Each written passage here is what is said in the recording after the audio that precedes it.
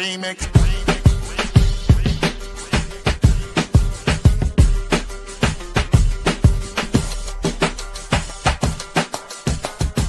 Remix. Remix. Remix.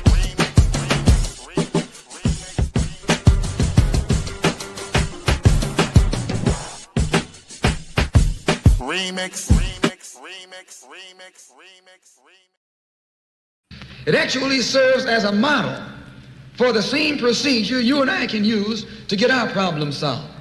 At Bandung, all the nations came together. They were dark nations from Africa and Asia. Some of them were Buddhists. Some of them were Muslim. Some of them were Christian. Some of them were Confucianists. Some were atheists. Despite their religious differences, they came together. Oh,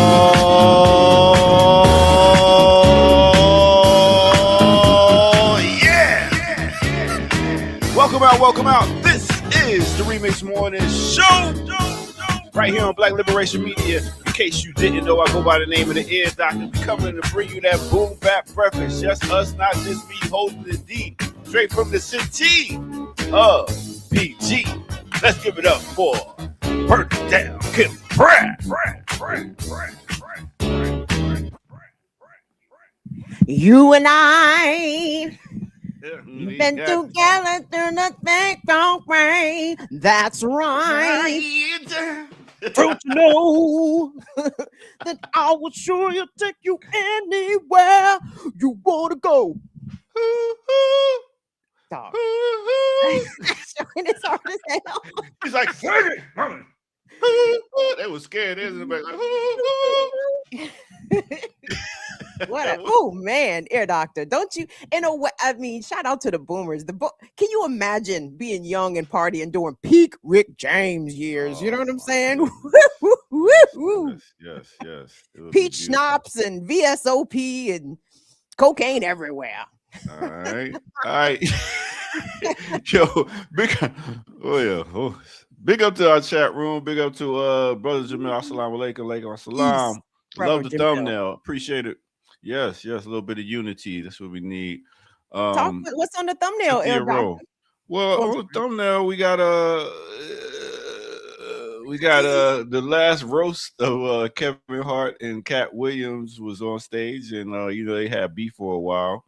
So as Kevin Hart said, he extended the olive branch to Cat Williams to kill the beef off. So it was just good to see people that got beef come back together. I know some other stuff that goes on behind that whole roast, but I appreciate you saying like they had beef and they got past it as though it's past tense. I don't think they passed anything. It was all for TV because Kevin said, "You see how I was acting when Cat Williams came on stage." So, Doctor, I know in your life you have been approached by a dude that you didn't like, and who also knew that you didn't like him. But he's coming in for daps and fake hugs. You know what I'm saying? Like, and you like, man, this nigga. You know what I'm saying? I just give him a head nod. You know what I'm saying? I just give a head nod. Nah. Every dude I know has been pulled in to a fake dap and hug by some dude they didn't really like. And just for appearances, hey man, I was just trying to keep it cool, bro. You know what I'm saying? They came dap me. I was like, man. Yeah. I give him a pound like this. Like, yeah, all right. For real. You get a head nod or a pound. I don't do no fake hugs and that's I mean, but okay, so that notwithstanding, if y'all haven't seen the Netflix roast of Kevin Hart, if you just want to be irritated, sure, by all means, go watch it because it was just a carnival of like misogynoir, fat phobia, and colorism. It's like there's something the matter with these folks, and that roast proved that Hollyweird is named that for a reason. And about y'all just don't understand comedy. You know what I'm saying? Cheryl Underwood husband jumped off a bridge 30 years ago. That shit's hilarious. I'm like, is it? Is it hilarious? What kind of ghoul would find humor in that? Like, y'all niggas, something's the matter. Yeah, the Eric Garner joke was Well, it was George Floyd, but George Floyd, yeah. Touche, yes. Yeah, too much. I was like, come on. And then you laughing about that? It Dog. was funny. Regina Hall was just sitting there like, can I go? She's like, I'm ready to go. I'm done with this shit. DC's own Regina Hall. Regina must have told him in advance. Crack a joke about me if you want to. You notice every time it was coming up to Regina and Regina Hall is here. Yeah, we see you, Regina. And Lizzo fat ass. And then you know what I'm saying? Like, you just called her fat ass. I mean, I'm just paraphrasing. I don't care what size Lizzo is. She's perfect the way she is. Fat, skinny. There's nothing wrong with Lizzo. But I mean, how can you, as Cheryl Underwood or Draymond Green, like just let all these dark skinned black they so black? I mean, are y'all all right? Is everybody fucking K? Yeah. Talk about weird. Yeah, talk about their careers or something like that. It's so many ways to be funny and not be offensive. And yeah, they definitely, I guess when they come to a roast, they feel like, okay, let me be the most offensive. I'm on Netflix. Let me say something so people can talk about it. And guess what they did? I guess. Yeah. I don't know. Maybe I need to look at some of those older Hollywood roasts with a bit more scrutiny and maybe watch them in their full length. Because I can remember a roast. Was it Richard roasting somebody or Richard getting roasted? And the shit was hilarious. I ain't gonna lie, but I don't know. Like, I just don't. I don't know. You joking about Pete Davidson's dead father died on 9/11. This nigga under the rubble. These niggas making joke. Like, are y'all okay? The funniest one was when they roasted Emmett Smith and Jamie Foxx was up there hosting it. One of the comedians went up there and just it bombed. And he was like, I am your conscience. Why am I here? Why did they pick me to be up here on stage with all these comedians? I'm not funny. I wish they didn't call me. I wish I would sit down. That was hilarious. Everybody was cracking up because this comedian was like, damn. He was just like, look, he got money now. He's just making jokes. And no, he was burning you because you was garbage. Now that was funny. But yeah, this one wasn't. So, well, there was a spark. There was a bright moment, and you mentioned it, of course, Cat Williams. Yeah, and you know, no comedian is infallible. Cat has his issues. I mean, shit, even his personal issues and professional. Like some of these Cat Williams specials, not all that great. But keep in mind, Richard bombed. You know what I'm saying? Like it happens to all, even the great comedians. But from what I understand, Cat was the only one who went up there and did not utilize the prompter, did not tell any of the jokes that had been pre-written. The internet says that all of the writers of the jokes were all white. What? Shock to nobody. But Cat got up there and did him. And he didn't apologize to Kevin. He said, you know, I've said some things about Kevin in the past. And all he did was, I've said some things about Kevin in the past. And then he went on to reiterate all of those things. He didn't retract any of them. But it was coonery, with the exception of Cat. Everybody else was coon and Ear Doctor. It was coon central. I'm like, look at all these fucking coons. Cheryl Coon, Rock Coon, Kev Coon. I mean, well, I'll tell you who's not a coon. Come out, K. Franklin. Hey, what's going on, y'all? Look at that. The book set up. He ready to go. I like the book set up. You know what I'm saying? Yeah. I'm still trying to figure out my settings, my new, but this light is not that bad. Nah, you all right. It brings out the grays. It does bring out the grays, which I'm not pleased about. I'm like, Listen, that's wisdom, man. Oh, but the grays is sexy on you, though, Kamau. It works. It's true. It is sexy on me. You know, tell them it's sexy. Like, that's that wisdom. Well, I ain't gonna That's tell true. But well, definitely wisdom, smarts, intelligence, brilliance, genius. Yeah. Whatever. Somebody, you've aged. Why you gotta say you've aged, Ricky? What's going on with you? Don't make me be up in here like Amber, all up in the chats, kind of deciphering what people are saying. I was like, let me cover that up. Yeah. Yo, how's life, man? How's CMB? How's the fam? How's the kids? Everything. What's going on? Life is good. CMB is doing well. We and I now have 12 chapters. 12 chapters. Every time I leave you and come back is because we got a new chapter. Okay. So now we have 12 chapters. We got another chapter in Texas, Louisville, Texas, which is an hour outside of Dallas, somewhat of a suburb of Dallas, but enough Black folks there to gather together to organize to create a chapter. Say it again. I was wondering. Like, where it was? I was wondering where it was too when I first heard it. And I was like, is there that many Black people in that part of Texas? There are. You would be shocked. You'd be shocked. It's for all those who don't want to spend an hour's drive going to Dallas. They were like, you know what? We could do a chapter out here. And we're like, yes, let's do that. Let's do that. We need chapters everywhere. We need Black folks to organize. Y'all got a lot of Mexicans over there too? I don't know nothing about the Mexican population. Okay. I don't know nothing about that. There are a lot of Mexicans in my new neighborhood, though. That's for sure. Were you in Buford?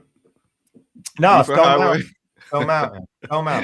Yo, Kim, Stone Mountain. My own ignorance. Let me pull back a little bit from how ignorant I'll be right now, but I don't know they're Mexicans or not. They just look Mexican. Yeah, they think you are Puerto Rican, my exactly. brother. It's like one of those situations. Exactly. Yeah.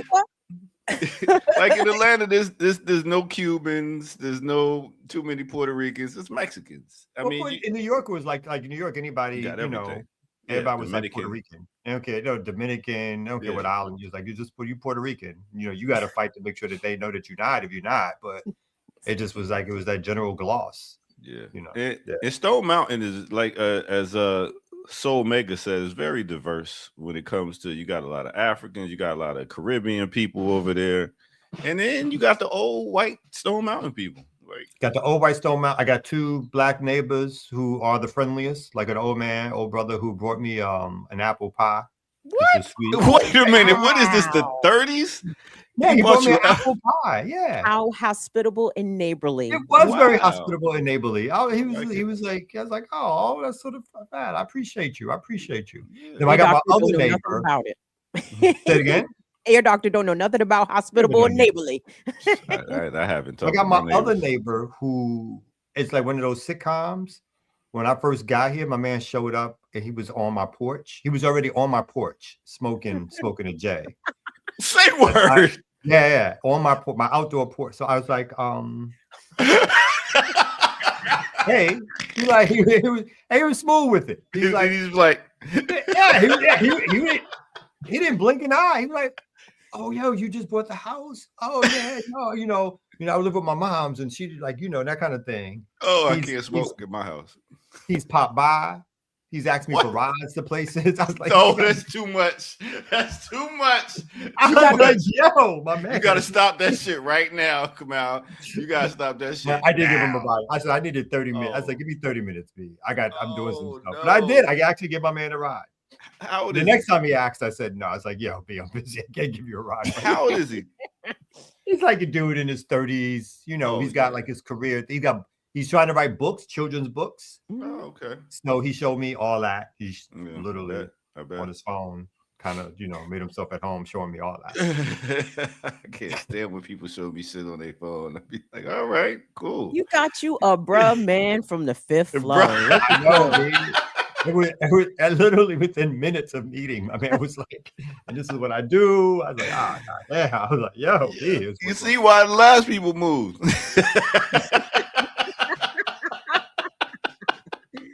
Oh, my bad, bro. I just come over here and smoke because moms don't like the smell of smoke. Basically, that was it.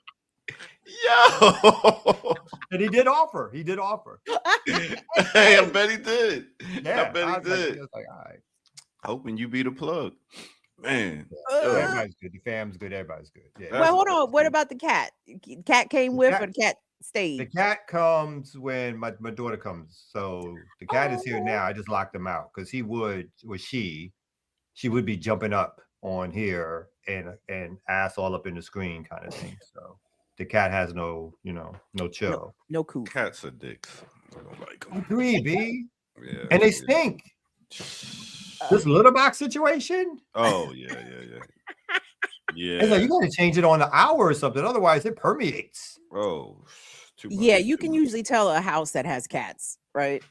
As soon as you walk in. But you got to get the robot litter box come out and shit. advertise on TV. It cleaned the litter box all by itself. You know, we do need that when the cat. Worthy investment. Because my daughter, 13, she thinks she can change it every 2 days. I was like, what's going on, yo? You don't smell that? Anyway, yeah. Yeah, well. Shout out to the cat. What's the cat's name? I'm sorry. Pluto was the name of the cat now. Hey, Pluto. Not even a planet no more. Not even a planet no more. Exactly. Yo. Maybe during the break, I'll open the door and y'all can see the cat. Nah, we good. But I tell you what, I definitely want to get into some news and find out what Governor Kemp is talking about. You've been following this? No, what's going on with Governor Kemp? Oh my goodness! I think he called a special session to redraw 2028 maps, overhaul voting process, and no more so-called minority majority districts. No more black representation in Congress. We're gonna have them find another way. It's crazy out here. We already knew that, but what you about? I wonder what that does. If we could get into a deep discussion with the voting rights advocates, right? Like, what do they do now? They just tell you the first thing I saw was they tell you got to vote more than ever now. I was like, really? That's what they pushing voting hard right now too. Oh yeah, it's like no, you lost that race 20 years ago. All right. So we're gonna take a quick break and we're gonna get into it right here on no other than what is it called, y'all? The Remix Morning Show. That's right. In case you didn't know. Oh, wrong button. Whoa. Faith. Yeah.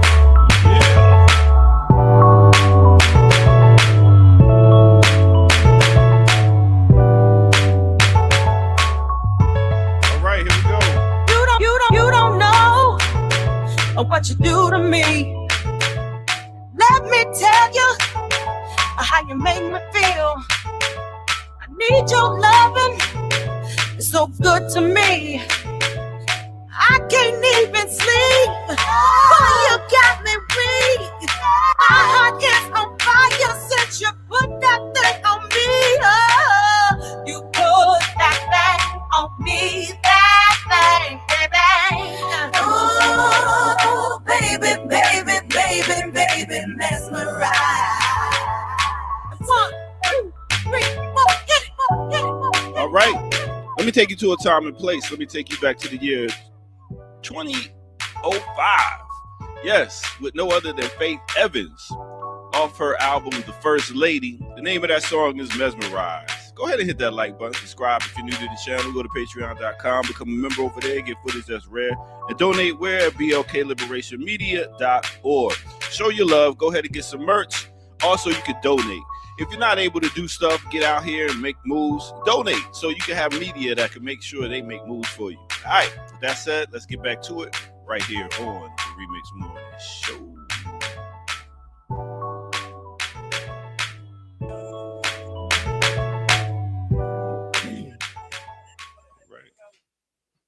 Very nice.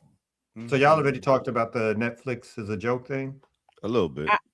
We are always here for Kamal K. definitely. Franklin's For rewind. good in thought. No, I was with her on that. I was like, yo, I mean, there's a lot of nigga jokes up in this. They just one short of like there was lynching jokes. I was like, yo, I was like, white comics don't get burnt like this. They're like blackety black jokes. Mm-hmm. I mean, those white folks were having a fucking field day. They were. Then I like what that dude, what Michael Che put up, like all the writers were white. Yeah. All the comic, the joke writers from Netflix were white. I was like, yo, who would sit up for that? Who would do that? And A bunch of coons. And they having big Netflix brunches with all these different comedians like Eddie Murphy, I was about to say Charlie Murphy, Eddie Murphy, Dave Chappelle, you name it. Like they got all these different comedians. So you're gonna have a lot of stuff coming on Netflix. And if they got these white writers doing stuff, y'all better watch out. It's coming. Well, who's y'all? Well, just that, yeah. The viewers. I mean, Monique told us.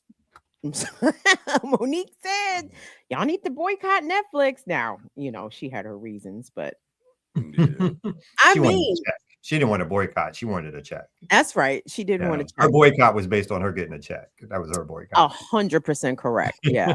But no, I mean, come on. Like the veneer of celebrity is crumbling right in front of us, right? And I appreciate Kevin Hart and all the rest of them letting us know y'all are not nobody's leaders out here, dog. Y'all are not to be followed, nor your example not to be modeled. Y'all are coons. That is the cost. That's what it costs to coon. You want to be A-lister in Hollywood? Get up there and start cooning. There's a spot for you. And laugh. Yeah. Every black joke, they like on the floor, laugh. I was like, God damn. Was it that funny? Right? Yeah. And the thing too is like it wasn't it. I think that I watched that one. I watched that Tom Brady one. That Tom Brady one was funnier than this one. Yeah. And again, Tom Brady wasn't subject. And it's weird. It's sort of weird when jokes are done about white folks. It's not about like their skin color or the it's about them being racist. When jokes are done about black folks from these white folks thing, it's about the essence of folks being black and the oppression that black folks face or whatever. So that shit was like every other line was popping off on that shit. I was just like, yo, these white boys are feeling mighty safe these days. Very, very mighty safe. And I'm somebody who doesn't like, I don't have a lot of limits when it comes to like, if something's funny, I can find humor in it. But I was just like, when it's pounding you over the head, it was like every line was something around that, or the house. They kept bringing back the dollhouse thing, and again, not about. They didn't have any queer comics or anything like that to do humor or strike back. They kept just doing jokes about how just the funniness that he either that he's gay in terms of he's acting gay or the whatever. But nothing funny about the fact that he thought that was something to be funny about or whatever. So it was just like this weird thing of like these dudes, mostly dudes, of course, who were sort of getting their rocks off, trying to say, oh, it's all in comedy, but racist as fuck. So yeah. Kim said it right. Hollywood. Where is the line though? Like, I mean, not to say where's the line, because I know there's no line. There is no line, but I mean, we as consumers have a voice, right? We can tell Netflix and Kevin Hart we don't like this kind of shit. Like, I mean, I don't know. Is there there's no recourse for this? This is just we just have to critique it, I guess. Highlight it and critique it and point the finger and be like, look at these coon ass. No. And hopefully other comedians will step up and be like, nah, that shit wasn't funny, and let me clown these niggas for thinking it was. So yeah, that's what I like. Like Michael Shea said he refused to do it, and then he kind of joked on it. It's like, this is how these are the white folks who wrote these jokes about black folks, kind of like. Yeah, so, and they can get them off by doing it this way. Like, really. But yo, speaking of blackity black, I seen this thing right here. See if y'all seen it. Out in my mind that the map's gonna pass. If y'all can give us lessons, you would do it. Y'all do this under the orders of somebody that said the Civil Rights Act was harmful to white people, that it caused reverse racism. RFK said that black children are overfilled on antidepressants and that they need to be reparented on different forms, all of them. Pete Hegseth constantly brings Doug Wilson to the Pentagon to give a prayer service. Doug Wilson is the same pastor that said that slave owners were on strong spiritual ground. I don't have no belief in no morality on anybody that followed Donald Trump. If you wasn't with this map, you wouldn't be underneath this president. You wouldn't be in your party. You would stand up, you would stand against it, you would speak out about it. So as far as I'm concerned, if you here as one of these Trump Republicans, you already showed us who you are. You showed us what you want to do. And I believe the country as a whole is rebuking your party. Y'all are in a death spiral. That's why y'all have to redistrict. That's why y'all have to cheat. That's why Trump got to go to Texas and say he entitled to 5 more seats. It's because y'all know what y'all doing is abhorrent. We letting our people die in Iran based on false pretense that Tulsi Gabbard and Joe Kent say it ain't real. Y'all okay with all that. So I'm positive y'all gonna be okay with the maps. But the beautiful thing is, the children that y'all have made and the people that's younger than y'all don't support none of this racism that y'all want. The MAGA party is the last breath of the Confederacy. And I'll be happy to see millennials and Gen Z bury y'all. There will be no more of your party. The midterms gonna come, y'all gonna get wiped out. Trump gonna get dragged out of the White House, and I'm gonna love every second of it. I like the sentiment, though. I agree. I like the sentiment. I'm not sure if I think the analysis is all there, but I like the sentiment. Oh my God. It's kind of like this funny way that people have to argue when they do these mainstream arguments. People are dying in Iran. It's like, well, you know who's dying in Iran? Iranians are dying in Iran by these bombs. People don't. It's like you've murdered over 2,000 Iranians. That's the headline. The headline isn't that 6 U.S. soldiers have been killed or however people say it is. It's like, no, you're literally just dropping bombs on people who are defenseless against your bombs. Isn't that the humanity that we should be worried about? Not whether your soldiers who are attacking another country are dying, but the fact that you're attacking citizens and killing people of another country for no good goddamn reason except for the fact that you can. And then there's this idea that somehow again that they're about to be swept out or lose. I'm not even down anymore when people say empire is about to fall or like this shows how weak the empire is. It's like, no, they're showing you how evil they are or what they're willing to do to stay in power or to keep power. So the redistricting of these lines is about keeping power. It's not about losing power. It's not about them falling off. It's about them keeping power. And one thing that I remember Jared said something on this program that I thought was always astute. White folks have no issue whatsoever from leading from the minority, right? So look at South Africa. White folks don't care about what the populations are. They're about power for themselves and for their whoever they consider to be their constituents and for their capitalist bosses. So they don't care about the population demographics in a sense of like, oh, we're losing demographic power. We're just going to accept that. No, it's like we'll do massive sweeps and sweep people who aren't like overtly white or Anglo-Saxon out the country. We'll redistrict lines and take away the few seats that were sort of put aside to try to not show how racist the country is. Like we'll sweep all that away. We don't give a fuck about that. It's about us keeping power, and that's all it's about. That's all it's ever been about. And when Black people make, gains and achievements, we achieve some small modicum of political power. They just change the rules, the whites, right? They just move the goalposts. Oh, you niggas thought you had one congressional seat? New rules. The new rules say no niggas allowed. What was constitutionally allowed yesterday is not constitutionally allowed. Yeah.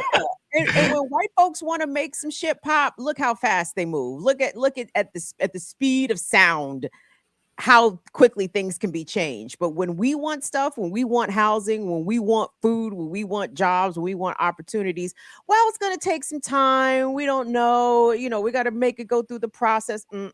No. So any illusions that any Black person in this country is still under that, if I just do the right thing, if I keep my head down, if I work hard, if I stay out of trouble, fuck all that shit. It doesn't matter. White folks don't keep their head down.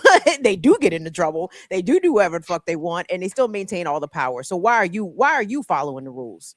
That's exactly right. Yeah. Well, speaking of fuckery in politics, is another thing I was talking about earlier. This whole Kemp thing. So Kemp called special session to redraw 2028 maps, overhaul voting process. All right. Let's see. Governor overhaul. Did I say it wrong? No, you didn't. I just like the way you broke it up. It was okay. Syllables. Governor Brian Kemp called state lawmakers for a special session on June 17th to reshape how Georgians vote and to redraw the state political maps after last month's U.S. Supreme Court decision gutted a section of the Voting Rights Act prohibiting racial gerrymandering.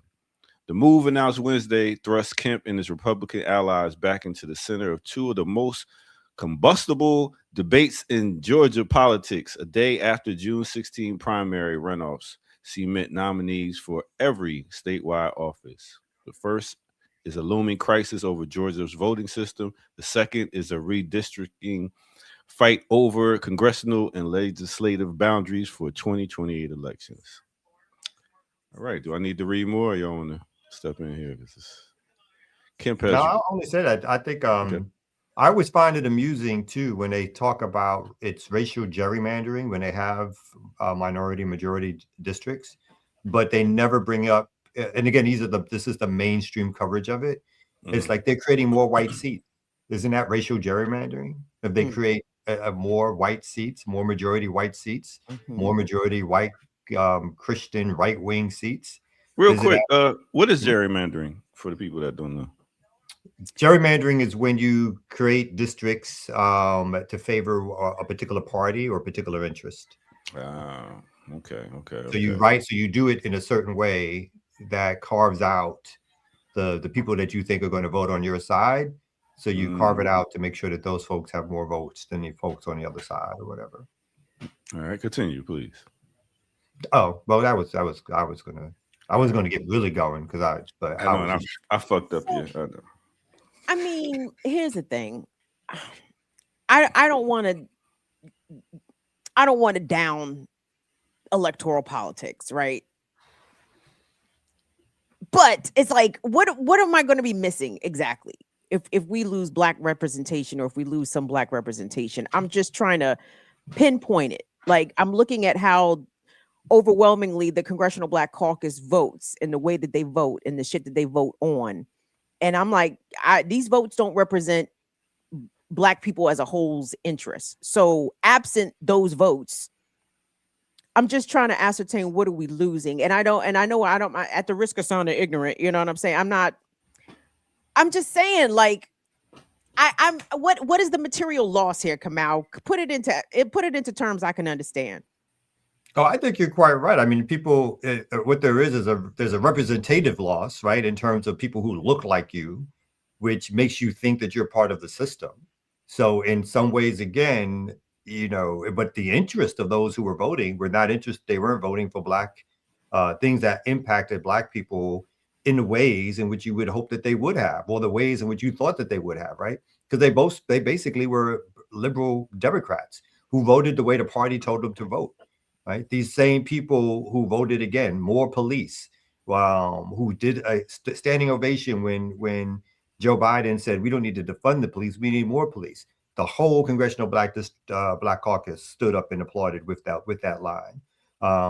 These are the same people again when the more progressive black congressional folks were challenged in the primary, did nothing to step up and say that our folks are being challenged in the primary. So the folks that we think we're losing, it doesn't matter as much as it does, as we may think it does in terms of black, only in terms of the symbolism of having black folks there, but not over in things that substantive in terms of what black folks get. Where I do think it does matter, however, is again, in a country where the slight differences between the Republican and the Democratic Party, the differences that there are, it does mean that we're going to have, for the larger population of people who are working class and poor, you are going to have more strident policies that are going to be about stripping away even further healthcare, job security. Obviously, there's not been any minimum wage uptick in decades, so that's not going to make a difference. But the things that people who think that they are even somewhat progressive, tax bases or who gets taxed, even the minimal ways in which those things were impacted by a party that claimed to be working class, the Democratic Party, will be impacted because it's going to be that much harder for Democrats to seize the majority, right? Because the ways in which this new gerrymandering will be happening in the South is that they're basically going to carve up black districts that were majority black and put them into white districts, but there'll be minorities within white districts. And so they won't ever have a chance to win, right? So the split will always be, oh, well, you know what these new lines will show you is going to be 75% of the vote is going to go for the white Republican or the Republican, and 25% will be for whoever the Democratic candidate is. And that 25% will be the black people who used to make up a whole party, but now they're divided in three different districts, not making up a majority. So you will have a way in which, again, what we see in the Trump administration, the more overt version of white supremacy, again, is in full this full stomping grounds of like reasserting itself. It's going to mean the widening of these things, and the question becomes, again, what position are we to do something about it? As in, if it's not going to be to vote, how have we organized in a different way to fight for power, to take care of ourselves, to take care of our community, to challenge power? Because it's not going to be through the vote where we get to be able to take care of ourselves and our communities like that.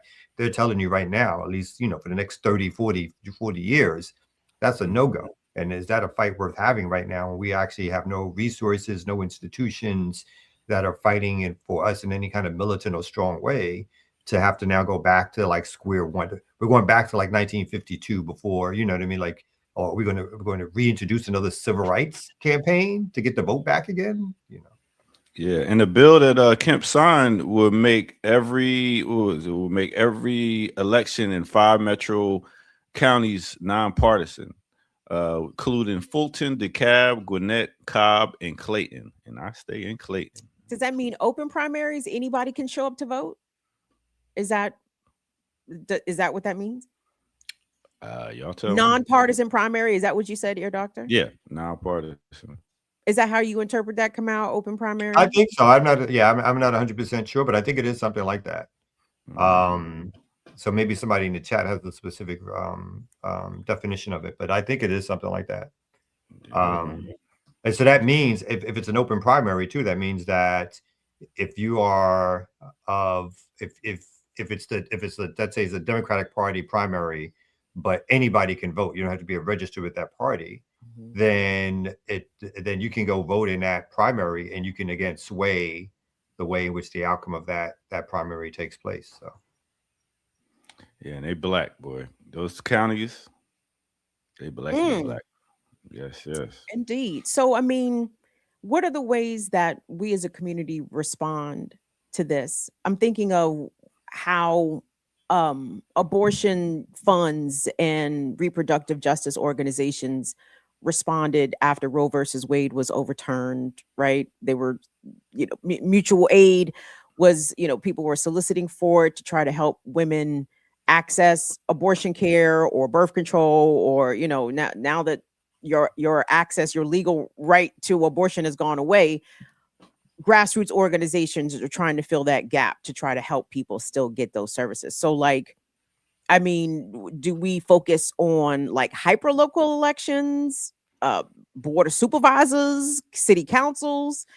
And I don't even know how effective that would be, because a lot of these like these governing bodies of mostly black cities are all captured themselves. Speaking of Memphis, it was them niggas and the mayor who allowed XAI, Elon Musk's data center monstrosity, to be built in Memphis. Like, the governor didn't do that. Like, them local niggas did that, the elected ones anyway. So I mean, what is our response here? Or do we disengage if it's all captured anyway? Does that make sense? Is that a sensible question? Okay. Yeah, I mean, I'm not one to say you completely disengage from voting. I've always been one who says that it can't be the main tool that we use for organizing, right? Because I like the things that you were mentioning earlier in terms of grassroots organizing. I think that we got to get back to, and we don't have no choice but to get back to our own version and our own communities of mutual aid, of creating other infrastructure and creating organizations that, again, take care of and radicalize our people. Because as you stated earlier, even when we had majority, even as we will continue to have in Black cities, Black mayors, Black city council members, unless the population gets more radicalized and they start voting in more radical people, we're still going to have the same problem we had before the Voting Rights Act was completely stripped away, is that you have these Black politicians who basically are slaves to the development class, right? Who basically do the bidding of the development class, of the local capitalists in order, because they see themselves as serving their interests, right? Those are the same politicians that allowed the gentrification to take place in all our communities, the same one who flooded our communities with all these police. So that doesn't change with the Voting Rights Act. But if grassroots organizations can somehow get bigger, stronger, and understand their role, both policy-wise and on the ground, again, hopefully this is a shifting of a political compass towards more radicalized thinking in our community again. Again, it is under great strain of oppression where we had our largest organizations, which were far more radicalized than our organizations today. Going back to Garvey, going back to the Panthers, going back to the time periods where Black folks were self-organizing. So we have to self-organize our way, because that is the door that really no one can take away. And that's really on us to be creative, to get our own resources, to create our own organizations. And again, we can't just think small in terms of hyper local. Our organizations have to be big enough to challenge the apparatus, which will actually then turn itself on our grassroots organizations, whether or not they have some legal status, like is it nonprofit status, or whether or not they're strictly grassroots organizations. It don't matter. But if those organizations are not big enough to defend themselves, if they don't have a critical mass of Black people who see how power can be won through those organizations, or how power can be taken through those organizations, or how power can be developed through those organizations, then we are going to struggle, because we have still this bourgeois class of folks who are going to tell us that all of the work that we need to do is going to be through voting, and voting for the next president, and voting in the primaries and all that kind of stuff. It's probably never been true, but it's now less true than it has ever been in our recent history in terms of what can be accomplished. And the handwriting is on the wall as to what can be accomplished. They've literally stripped the Voter Rights Act of every tool that it used to even put a facade on a fake democracy that somehow minority folks or Black folks and other folks could have some rights won and could somehow be represented, right? That's all. Again, they don't even need the facade anymore. They said, like, fuck that. We don't need that anymore. We're going back to old days. The question becomes, what do we do as a people, as a group who don't want to be slaughtered, or who don't want to be just poor and the victims of other people's oppressive behavior? We have to organize in ways which protect ourselves or protect our community, and actually bring resources to ourselves and our community. Mm-hmm. All right. Y'all breaking it down like it need to be broken. Switching up speeds here. I always wanted to bring this one up right here. Talking about, how you looking for different ways to make money, and like Airbnb, like your house out or something like that.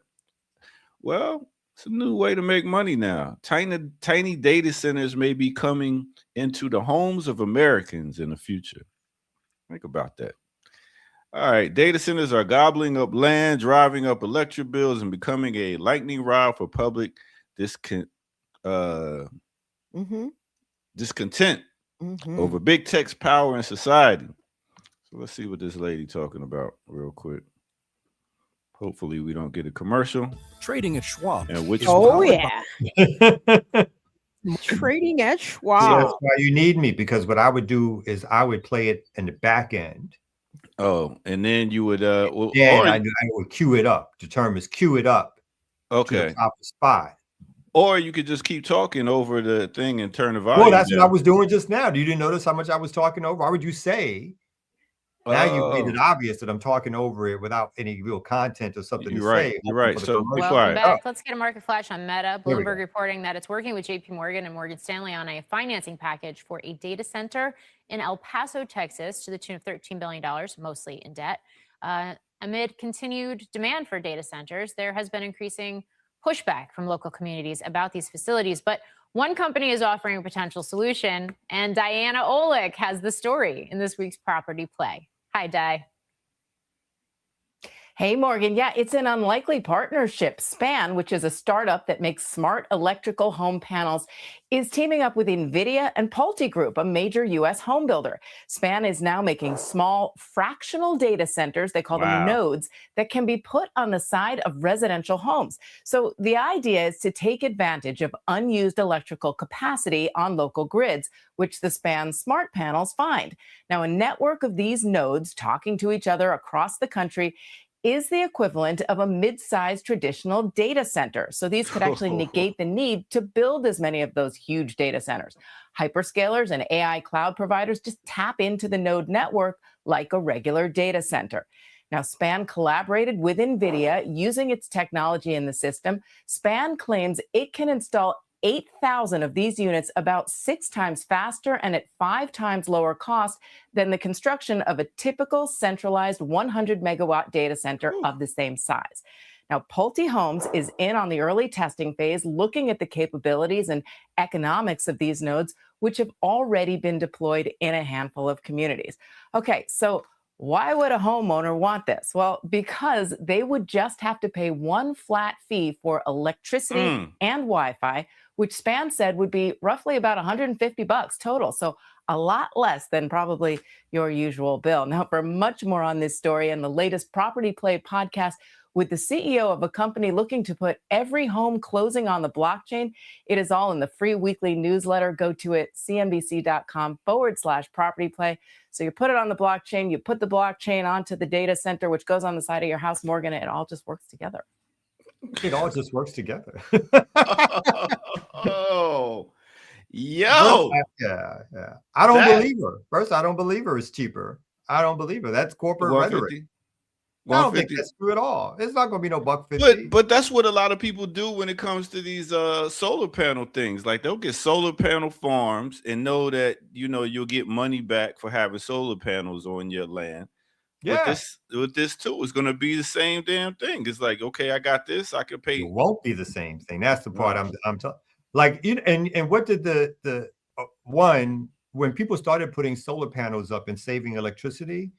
Then the state stepped in a lot of these different places and started regulating how much you could actually save through this method or whatever.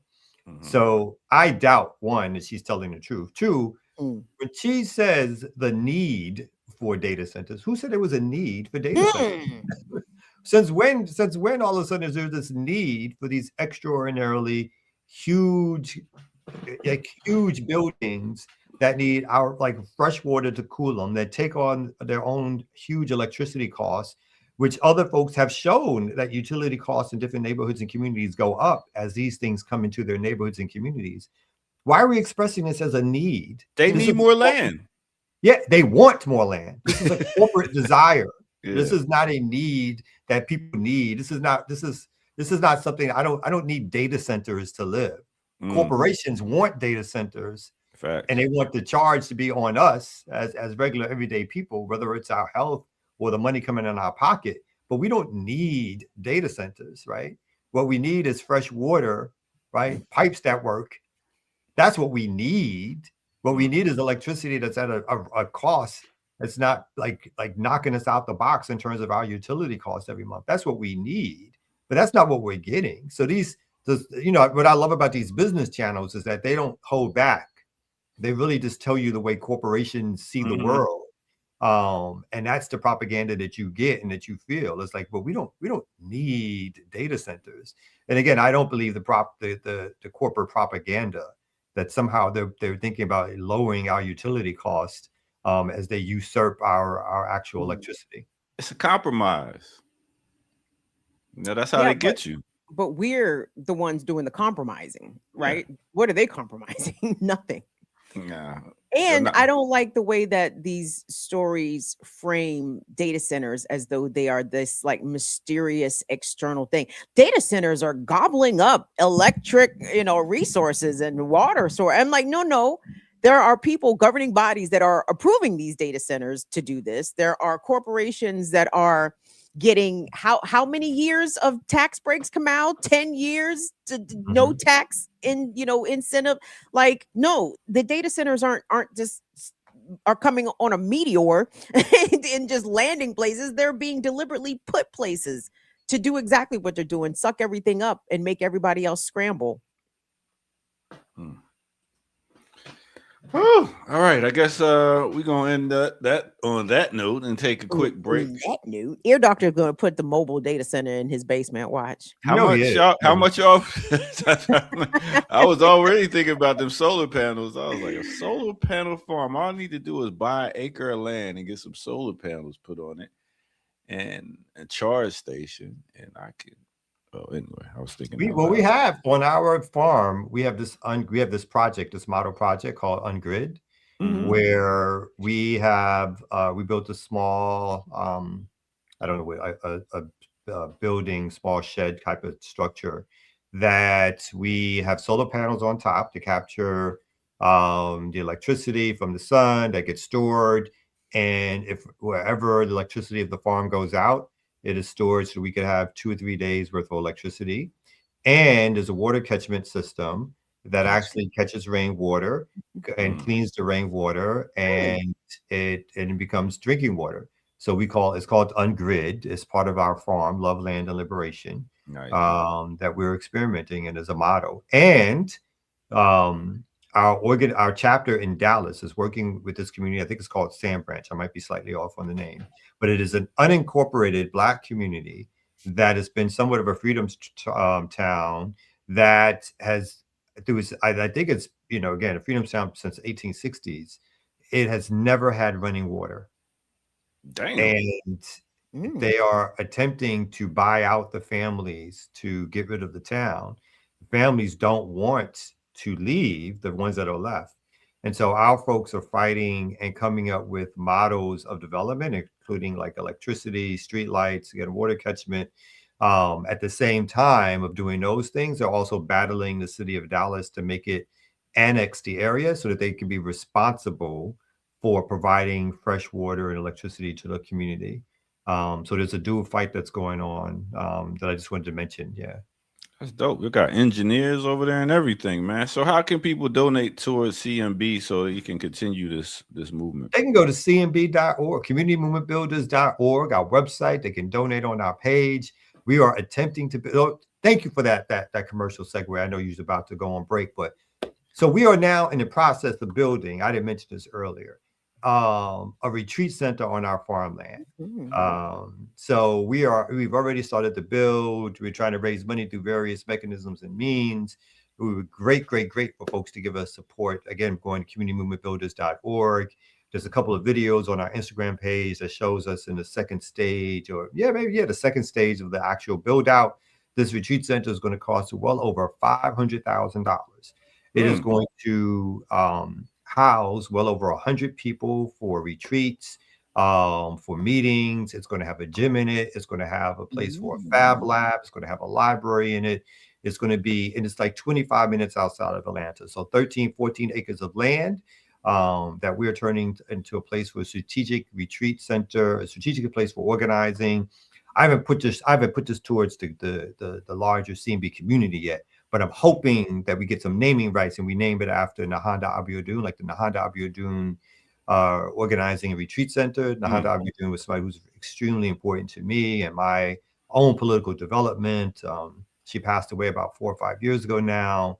Former Panther and BLA member who is also exiled in Cuba. And when I took on a new African last name, it was my full was Kamal Ade Abiodun. And so she is somebody who is a heroine to our movement, particularly our militant radical movement, who doesn't get the attention that she deserves for the work that she put in. I'm hoping that we can name the retreat center after her. Some part do it. But yeah, we will. Yeah. But I'm just saying, I'm just putting it out there that we want to do all that. But yeah, go to communitymovementbuilders.org and give us some resources so that we can continue to build the infrastructure that we're going to need as a larger organization. Yeah, go ahead and change that name so we can continue to speak their ancestors' name and keep the movement going. All right. With that said, let's go ahead and take our second break and we can get right to it right here on No Other Than the Remix Morning Show. Let's go.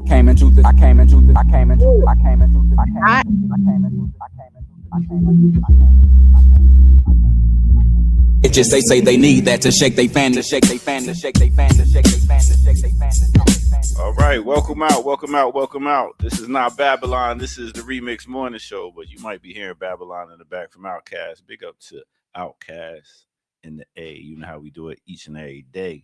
Yo, BLK Liberation Media has a lot of dope shows. One show that you should check out every 1st and the 15th, like you get in your check, is Brokest. So the last Brokest, they had sister on there, and they was talking about the black church. Let's see what they were talking about. There is something about the way we hung on to a lot of our indigenous traditions from the motherland. And so New Orleans is known for it to being a hub of voodoo in particular. And I always tell people that people had a multiplicity of religious practice. So people would go to Catholic church in the morning. They would go to mass in the morning and, Hail Mary, full of grace, oh man, all of that. And then they would go by somebody auntie house in the evening and have a whole nother religious experience, right? There was the spiritualism movement. There was the voodoo and other practices. And so one of my favorite people, I have a relic of hers at my house, is the voodoo priestess Marie Laveau, Creole woman of color, who was very well known for her voodoo practice, but also was a Black Catholic. And so we've always sort of been dancing around with multiple practices and multiple religions in this region of the country. And so even though my family did not particularly embrace that or openly reclaim that, I would say reclaim it, because I do believe that somewhere in our ancestry, it was taken. Hey, go check that one out. There's a lot more information being talked about right there on Brocus. So big up to Dr. Brown and Amber. All right, with that said, let's go ahead and get right back to it right here on No Other Than the Remix Morning Show. Though we're here, someday we will be wishing, praying to keep my faith in you. That was so good. I actually thought that might have been the song for a second because I was away looking at stories. You could have had a career, Kim. As a singer, I don't think so. No. A singer, a female rapper. Definitely, if she was doing go-go. I mean, she could definitely have a career. I feel that too. I feel like Kim with a name like Kim Brown too. Burn it down, Kim Brown. You know what I'm saying? Yeah, because like there would have been no Foxy Brown if there was a Kim Brown. There'd be no Lil Kim if there was a Kim Brown. You know what I'm saying? I could have had all that exploitation instead of them. Exactly. If you just would have shaked your ass just a little bit. They could have picked my pocket instead of Kim Jones' pocket, Lil Kim or Foxy Brown's pocket. No. Listen. But look at it though. Look at it. Look at the end result. Does Little Kim and Foxy Brown look like they having fun right now? That's true, B. I don't think so. No, I don't think so. Get out of here, Cat. That's true. Really? On air? On air? I mean, what the hell? This cat ain't supposed to be on my property. Get out of here. On your property? Is the cat outside? Yeah. Where are you in your apartment? No, I'm on the house. So I'm gonna stop. Oh, I'm sorry. Is the cat in your house? No, it's on my patio. Get out of here. I'm so confused right now as to what the fuck is happening. So is the cat not in your house or no, it's outside on the patio walking past the window. So you decided during a time when you're on air to turn away and to blast the cat, just to yell at the cat? That's the kind of guy. It's kind of dude. I know. He obviously not getting paid enough for the show. I don't know what's going on. He's like, fuck production value. I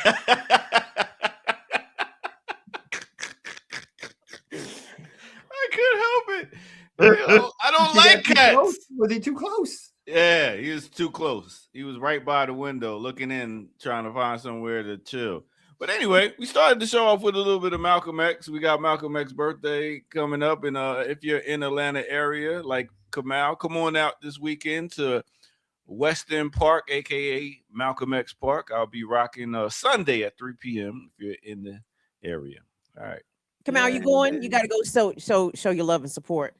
I should go back. I haven't been for a number of years. You know, when the Malcolm X Festival, which is run by Malcolm X Cartoons Movement, you know, when I left the organization, I was like, oh, I'm not going to go back. But you know what? You know, times have changed. So, so you know, we working closer together than ever now. I think I will go back, and I think it's, yeah. I mean, it's underestimated is like in terms of the numbers of folks who come out to the festival. It's always been a fantastic 3-day event that brings out literally thousands of people, not only from Atlanta. People travel for this festival. So this festival is like this huge undertaking by the organization. And so, yeah, I think I will go back this year. Go back and come on out. I'm gonna have a 10 up. I'm gonna have some chairs. I'm gonna have some cards, dominoes. It's a family reunion. I run into people I ain't seen in years, so I'm gonna be right at home. Have some brews. Take the kids. Yeah, both y'all bringing the kids. Y'all gonna bring the children?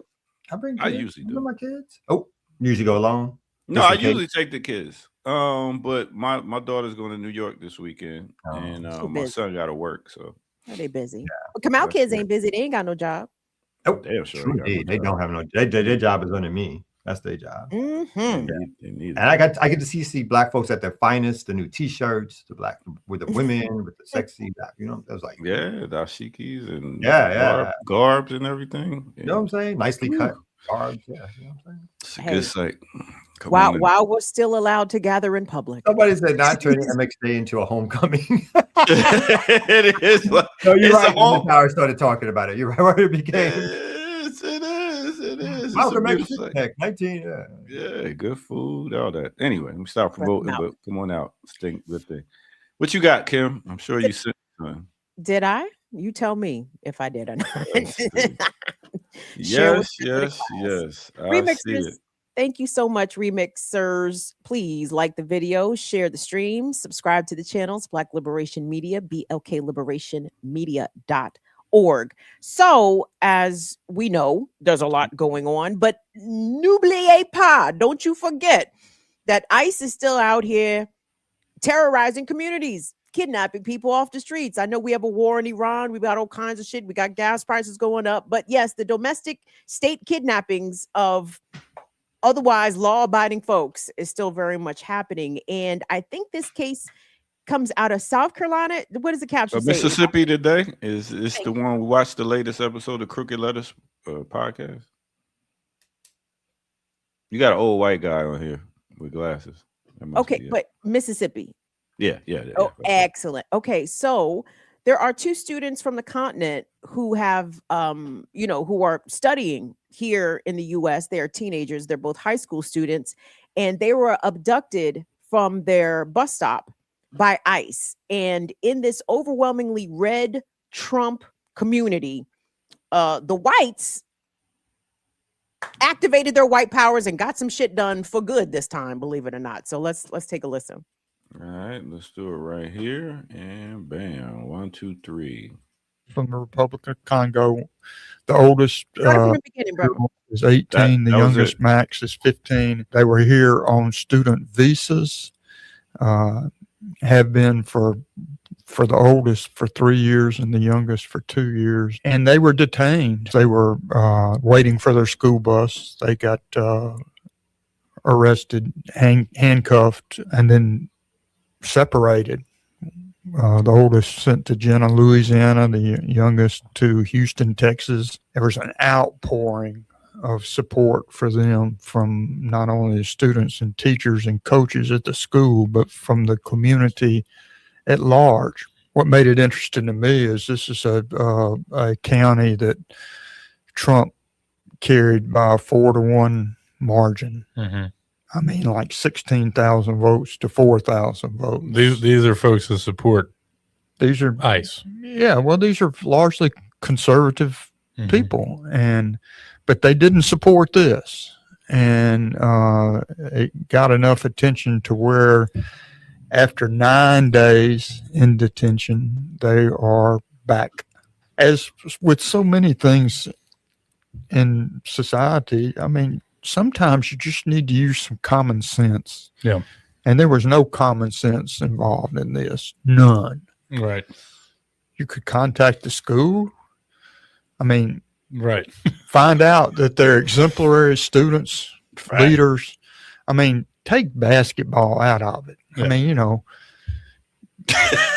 they're good kids.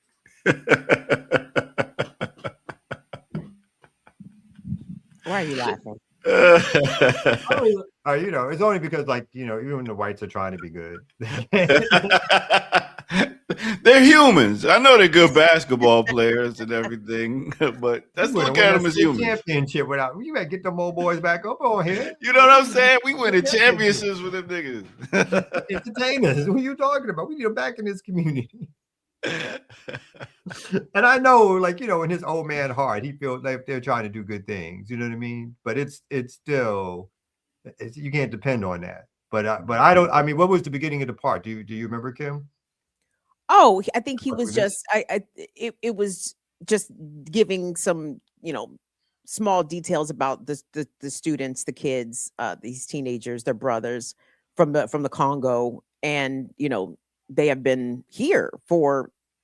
They didn't just get here, right? They've been here legally. They both have student visas. They're supposed to be here. They are not, you know. And as the white man said, they love them.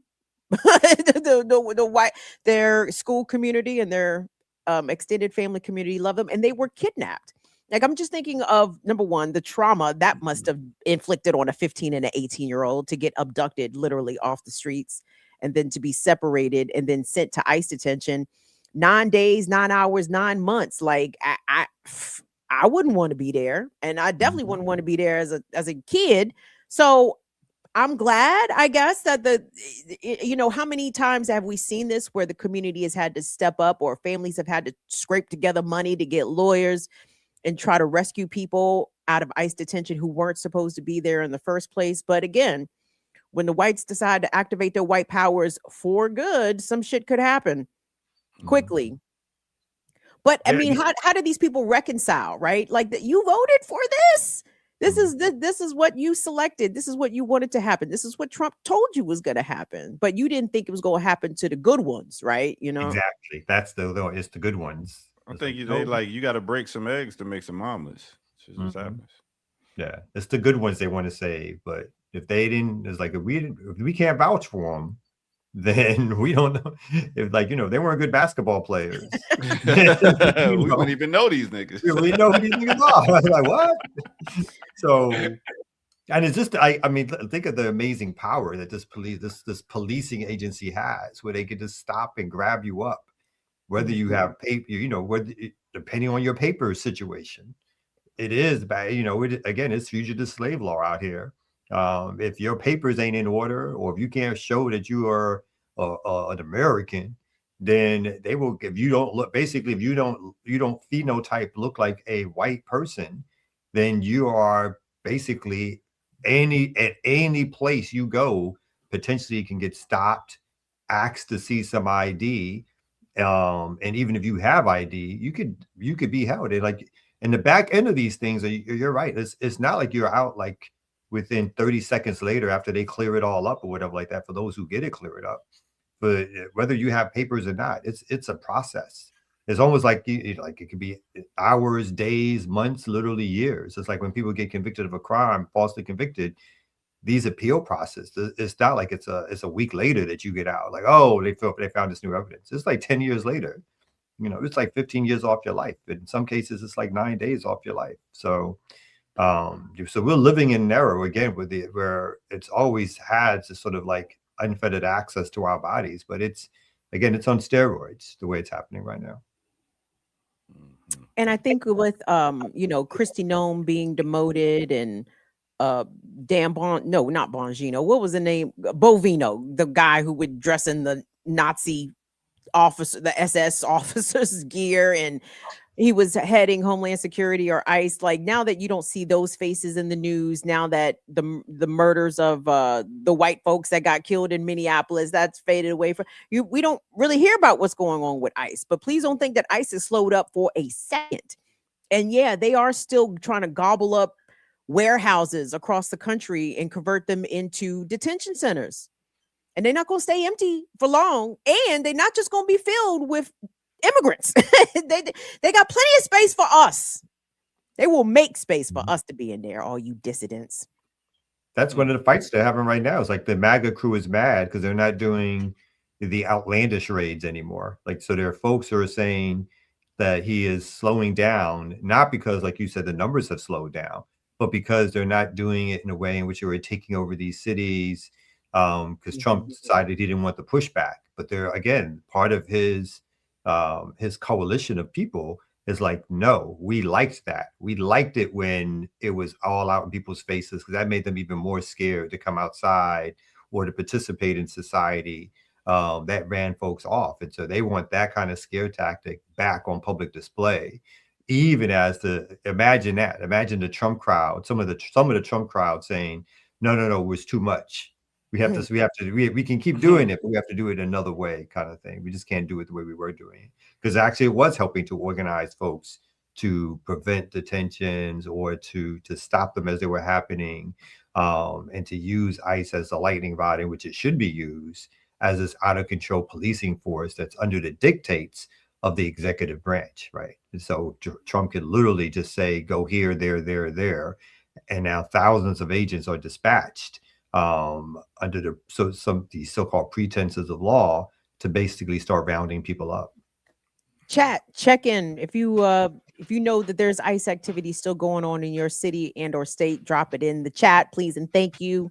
Make the folks aware. Drop the names of the mutual aid orgs that are helping folks, deal with this. I mean, there's a sister. There's a couple sisters I follow, Latinas. One in Texas, she's part of the Brown Berets. And she posts videos about where ICE has been spotted and, the types of aid and help they're offering the members of the community that are getting kidnapped by ICE. There's another Latina sister out in Arizona outside of Phoenix. I mean, the folks is doing it. Like, people are still out here trying to help document, map where ICE activity is, direct people to services and assistance. So tap into those resources where you are. And if you know where those resources are, please leave them in the comments and the chat. Thank you so much. All right. We want to move to the next story you sent me. Yeah, this bitch ass nigga Trump.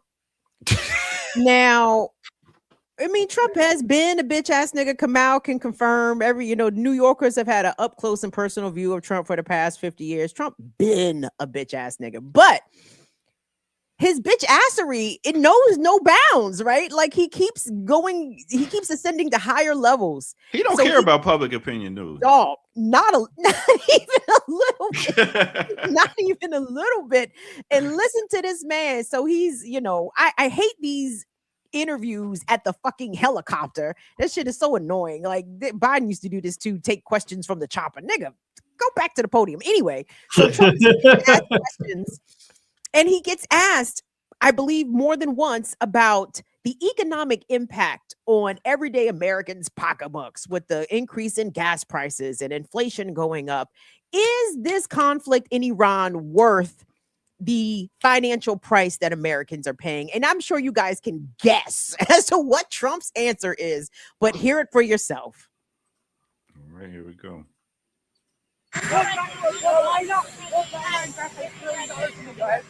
When you're negotiating with Iran, Mr. President, to what extent are Americans' financial situations motivating you to make a deal? Not even a little bit. The only thing that matters when I'm talking about Iran, they can't have a nuclear weapon. I don't think about Americans' financial situation. I don't think about anybody. I think about one thing. We cannot let Iran have a nuclear weapon. That's all. That's the only thing that motivates. Did you say earlier that the only thing that matters to you when it comes to Iran is a nuclear weapon? You're not considering the financial impact of this war on Americans? The most important thing by far, including whether our stock market, which, by the way, is at an all-time high, but including whether or not our stock market goes up or down a little bit, the most important thing by far is Iran cannot have a nuclear weapon. When this war is over, oil is going to drop, the stock market's going to go through the roof, and truly, I think we're in the golden age right now. You're going to see a golden age like we've never seen before. It's announced, and I'll be the one to announce it because I'm the one that makes that decision. I could leave right now, and it would take them 25 years to rebuild their country, but I don't want to do that. I want to have it complete and total. So you ready? As soon as this war is over, you're going to see numbers like you've never seen before. That dude is good. What? I don't even understand this. I don't understand. Yo, I don't understand. What is he? It's just mouthing platitudes which make no sense whatsoever. First of all, Iran doesn't have a nuclear weapon. It wasn't about to have an and again, the fact that this is taken as like some real debate also is like beyond reality, right? That the mainstream debate is Iran having a nuclear. You know who has a nuclear weapon? The United States has nuclear weapons. Yeah. You know who else has nuclear weapons? Israel has nuclear weapons. You know who else has nuclear weapons? Most of these Western nations have nuclear weapons, right? Iran has already not pledged to not get a nuclear weapon, but it experiments with the technology not only for domestic purposes, for nuclear technology or usages, but because it keeps getting threatened by the United States. And it has a right to continue to have access to nuclear power the same way any other nation states. When the United States gives up its rights to nuclear power or access to nuclear technology, then Iran should give up its rights to it. But Iran has already been the nation state that has the most, even before the Obama agreement, the UN continually has inspectors come to Iran. They continually have everything looked at. And let's remember, Iran already agreed to a nuclear inspection policy. They already agreed to have an agreement with the United States until Donald Trump came into office the last time and left the agreement, right? An agreement that was negotiated over the years and years and years was already in place. Every expert said Iran was abiding by the agreement. And the United States did nothing to keep the agreement going. In fact, they were the ones who violated the agreement. So this whole discussion around Iran having a nuclear weapon is BS. What they want to do is to stop Iran from challenging Western hegemony in the Middle East, and to stop Iran from challenging Israel dominance in the Middle East, which most of these Sunni nations, not exclusively, but most of these other nations, Saudi Arabia, Jordan, Egypt, UAE, what is it? The United Arab Emirates, Bahrain, all these, and whether or not these places are nation states in the first place or just fiefdoms is a whole other discussion. But all of them have allowed continued Western hegemony and the idea that these Europeans can go take land, as Europeans like to do, take land, dispossess the indigenous people of that land, i.e. the Palestinians, and get away with it. Iran is a challenge to Western hegemony. That is its crime. It has nothing to do with nuclear power weapons. And the Western media knows that. And so these BS speeches about stopping Iran from having a nuclear weapon, it just makes no sense whatsoever. Two is, of course, he doesn't give a damn about the U.S. economy or working class people. He's a billionaire. He doesn't pay for fucking gas. He doesn't know. He doesn't know. He barely knows what the price of gas is unless somebody puts it in front of his face. So the billionaire class, of course, they don't care. There's indications that people are back on credit to pay for their daily bills. The credit is now running through their roof, like using their credit cards and all the rest of it, because people can no longer afford the inflationary costs of not only gas, but groceries and other things. And so, no, of course he doesn't care. And his Republican constituency, a lot of them don't care either, or his right-wing constituency, because they're proud to have a white supremacist in the White House. And that's what matters to them. Yo, how that dude manipulate a narrative is wicked, yo. Like he'll have you thinking that they got nukes over there. Like dumb, you would think that, right? Like I think ignorant. We can use them interchangeably in this point, because legitimately, if you asked Americans, hey, if it comes between you having $3 a gallon gas or Iran having a nuclear weapon, which one would you pick? And every single person in this country is going to say, we don't give a fuck about Iran having a nuclear weapon. Run us back that $3 gas. Yeah. He's trying to run a narrative that most people don't care about, because even intrinsically, even in all of our nationalized ignorance about the rest of the world, everybody can really tell that Iran is not the aggressor here. Iran is not the one posturing as though they're going to try to take over other lands as we watch Israel invade and occupy Lebanon and Syria and Gaza, and still doing fuck shit in the West Bank. Iran is clearly not the problem here. And I even think the average American can discern that, right? So I mean, they keep running this. Iran can't have a nuclear weapon. They keep ramming that down everybody's throats because they're hoping people are going to finally swallow it. I don't think people are buying it, to be honest. And I don't mean just people like us. I think even the regular, let's say even the mainstream Americans are like, you sure? Okay, but even if they do got a nuclear weapon, so if can we run these gas prices back down? I mean, here we are in the middle of May as we approach Memorial Day, the big driving season here in the United States, and they're expecting gas prices nationally, the average, to go above $5 by Memorial Day. Bay Area, California, check in right here. I've seen the story out the Bay Area. What's that gas price in the Bay, everybody? $6 and above? Damn. You don't say. $7 in some places near the San Francisco International Airport. Yes, they showed a gas station with price. I think it was $7.99. Outrageous. Give a fuck about Iran having a nuclear weapon? Good. They should hurry up. You know who else don't give a fuck about gas prices? The oil companies. They're making record profits right now. Record profits. They just came out with some story about making record profit. So, like, how do you balance that out? How do you say that the price of oil is being driven up? And so then that means it's being driven up because these companies have more expenses. But yet the companies are not showing that they have more expenses. What they are showing is that they're making record profits for themselves and their shareholders and their top-notch employees or their leadership class. So this is not even about how these oil companies are being forced to rig up the price. They're using this this war on Iran to also drive up prices so that they can make even bigger profits than what they're making already. Because you're right. In California, $5-6 for gas. That people have even accepted that as somewhat normal. And now it's going up to $7, $8, all that kind of stuff. So the question, and again, that's why this Voting Rights Act is happening at the perfect time, of course, because they think, right before the Voting Rights Act, that the larger speaking thing was that the Republicans are going to lose the House. And then they might lose the Senate, right?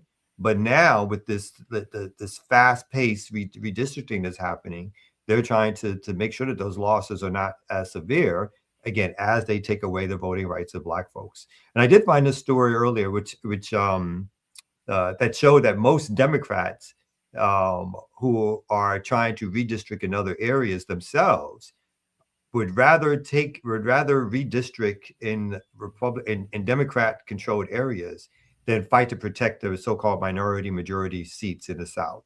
So again, as always, the white Democrats are willing to sacrifice the so-called minority majority districts if it means in the areas in which Democrats already control, they can slice up more seats for themselves. So Black folks, again, you're at the bottom of the barrel when it comes to Democratic concerns. They don't care about so-called voting rights at a time when it was useful to have the Black vote and have the Black vote be more prominent. Then they wanted that. But now at a time where that's not even important to them anymore, where they don't even feel the need to make sure that there's Black representation because they're under their thinking, Black folks have nowhere to go. They don't even care about the Voting Rights Act. Just like they didn't care about affirmative action, and that they've shown themselves not to care about abortion rights or reproductive rights. If they can get the conservative whites to come over to their side of the aisle, and they continue doing the same thing the Republicans are doing without the excess of the Republicans, they definitely will be all for that. All right. Well, let's take a quick break right here, and we're gonna come right back after this break. How about that? Hey, are we doing a hip hopstery? We get a hip hopstery this week? We getting something similar to that. Okay. Is that means you want me on to do the hip hop? Hip hop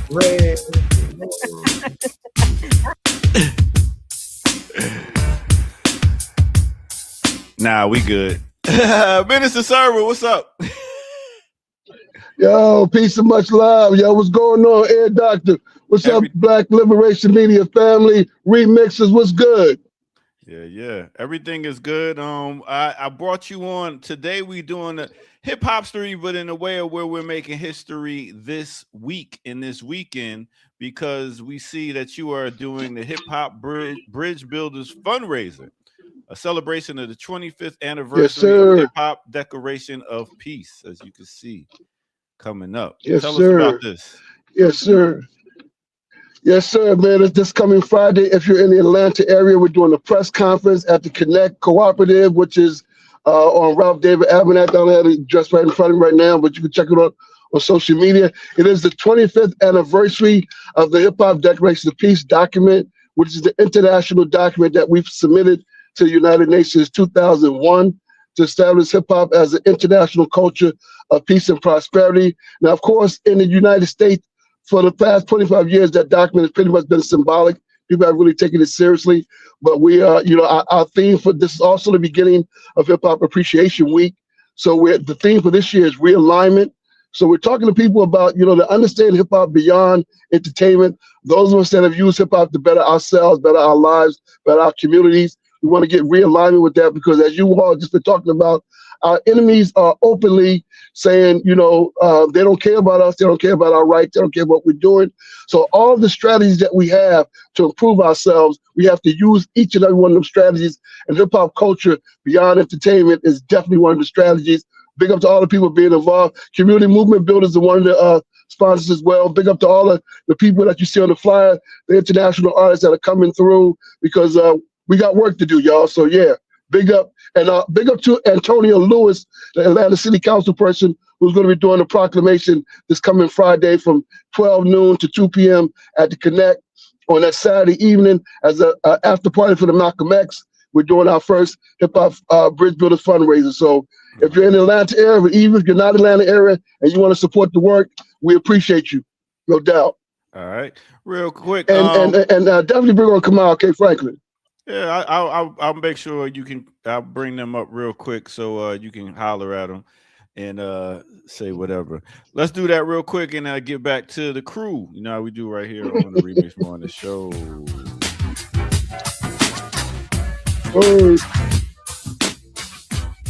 I'm the tower with the power. Pick up the YZ Jersey in the building. Yo, you got to come off mute there, Kamal K. Franklin. Oh, my bad. Sorry. What up? Yeah. So you're one of the sponsors here for this. We always sponsor. Every time, when Minister Server calls, I answer every time. First ring. They do. First ring. You know what I'm saying? That's true. That's very true. Very true. Well, hold up now. Let's not get out of pocket now. I don't know about first ring or second or third ring, but you always come through, brother. And I appreciate you builders doing that for sure. Whew, I got a little sweaty. For sure. Antonio Lewis. Community movement builders out here building the community. Respect. No doubt. True. Yeah. You know what? Come on, it's a whole other conversation. Because that's the one thing about Atlanta. We have to work with our politicians to make sure they stay straight. So we got to stay connected to them. And Antonio Lewis, he has other aspirations. So this is the time now, for us to change that around. You know what I'm saying? There's always a possibility to put that community pressure. All politics are local. So we can do that pressure, Kamal. Don't give up on our young brother. He's a young man. Yeah, he come to the Black Man Lab too. A young man, but not a smart man. Oh, you know what I'm saying? Shots a young fired. Man, a man who had an opportunity to come out. We got him when we helped get him elected to his seat. He was opposed to Cop City, and then when he did a little dance with Andre Dickens, all of a sudden he was for Cop City. Yeah. We all know. Yeah. And which is why we have to hold him accountable. Mm-hmm. Yeah. Definitely. Say it again. He don't believe. He say he need more people. He don't believe him. We'll see. But that is the thing about this whole thing. I mean, we realize it's a rigged Well, you know game. what? That's why we got to go ahead and make. I'm gonna let Minister hold him accountable. Yeah. But, okay. In fact, I should come to the event. I should come. You should. Hey, come on. You know, definitely. Definitely. Because again, it's like if we don't hold them accountable, then we don't follow the rules. Your bad audio. I'm gonna hold you accountable for your bad audio. Yeah, man, I'm out promoting in these streets. I'm out running around these streets. Okay. And well, I'll see you Sunday. I'm out running in the streets, bro. My bad. My bad. Minister, will I see you Sunday at the Malcolm X Festival? Saturday at Malcolm X, for sure. Yeah, Sunday. I'll be there at 3 o'clock. Saturday and Sunday, no doubt. Oh, here we go. All right, anyway. All right, let's get you off screen because your wireless is terrible. But appreciate you, Minister. we gonna send some people out your direction so they can come to the Hip Hop Bridge Building events. All right. Connect is a beautiful space out in Atlanta. Y'all gotta come out to the Connect out in Atlanta. Yeah. Good people's over there. Can I put in a request for a future hip hop story? Oh boy. Yeah, sure. Why the groans? Why? I mean, I'm you know what it is? I'm just a DJ, and when people always come and say, "Can I get a request?" I'm like, "Oh God!" And so that hit me a certain way when you said it. But go ahead. No problem. I mean, it's not a dictate. It's not a mandate. But I was thinking about rap duos, and I was contemplate. I'm like, how come Nice and Smooth, I don't think gets their proper respect as one of rap's better duos. I got a funky. Oh yeah. They definitely had their time. They wasn't the best lyricists, but they definitely had their time. But you know who were the best lyricists? EPMD. Yeah, I was gonna say EPMD. EPMD, son. Have they gotten there? Have they gotten there? I mean, I feel like it. They're y'all should do the music thing for the classical music breakdown for EPMD. I think we could do duels. That would be dope. Speaking of classical breakdown, we tried to put it together and do a pre-record last night, but there's some computer things going on in this world. Who y'all were going to do? Who are y'all going to do? We were highlighting Stevie Wonder's writing catalog, so songs that Stevie has written for others. Oh, yeah. Name me 3. Can't Help It If I Wanted To. Michael Jackson. Help it. Oh, that does sound like a Stevie. I didn't know that was Stevie. I'll let you take the next one, Kim. Stevie also wrote "Take a Little Trip." Take a little trip through your mind, Minnie Riperton, and explore it. That's all right. You're not anyway. Say you not anyway. Stevie wrote "Tell Me Something know that Good." song. Nobody know that song, girl. Okay, you're right. Not too many people know that. Nobody know that song. Yeah. "Tell Me Something Good." Rufus and Shaka Khan. Now I didn't know that. I didn't know that. But he also, like, some of the, like, you remember Syreeta, Syereeta, Syreeta Wright. He married her. Like, some of them joints, I mean, he wrote a lot of her music or co-wrote a lot of it. And he like, you have to understand, even if it wasn't a hit per se, it's still something written by Stevie Wonder. So you know it's right? I'm not, and they probably were great songs. I just didn't hear about them. Yeah. It's a Shame by the Spinners. Shame by the Spinners, yeah.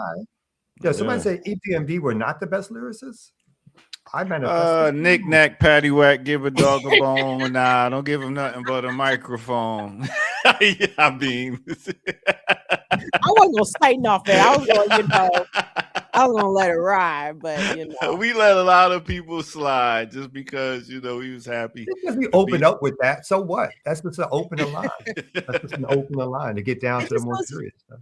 Delivery count, I think delivery counted a lot more for our generation of rap. Like, we really appreciate it, even if niggas wasn't talk about nothing. Like, how did he spit it though? You know what I mean? I mean, you gotta start with Run DMC, then you gotta go down the line. You talk about Houdini going back and forth. You talk about MOP, you talk about Tribe Called Quest, it's certain duels.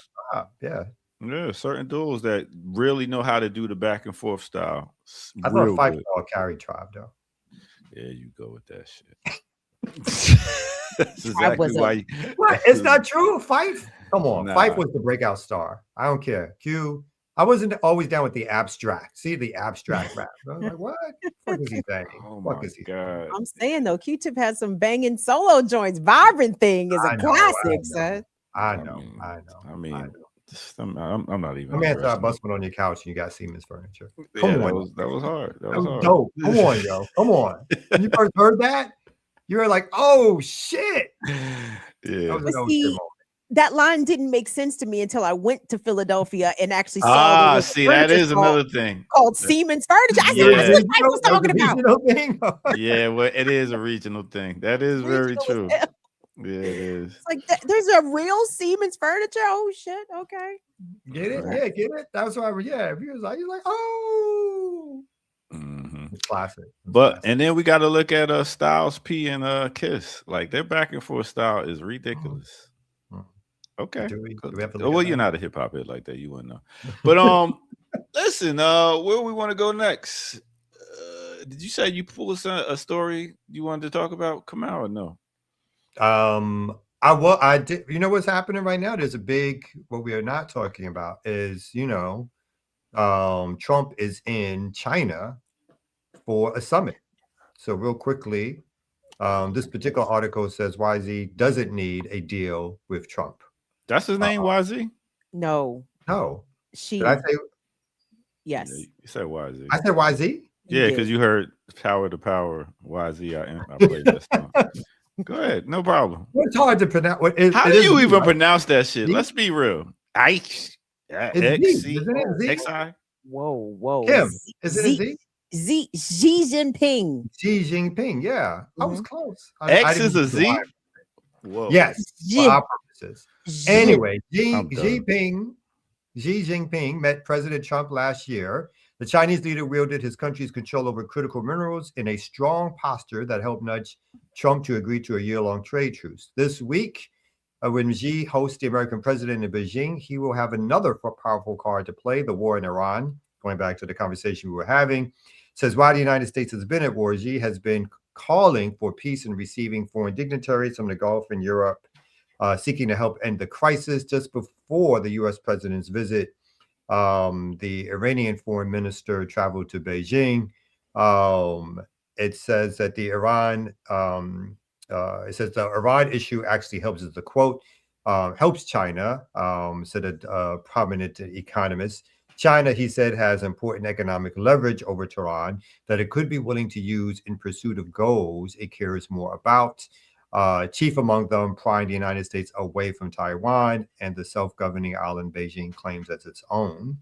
And it says China's useful influence over Iran. China has its own reasons to help end the conflict. Its economy is affected by the high energy prices. A global recession would hurt China's exports, which are a major engine of growth. Its strategic oil reserves, while helpful, are not limitless. It says China has prodded Iranian officials to negotiate with the United States, but is wary of becoming entangled in a war it sees as largely Washington's to resolve.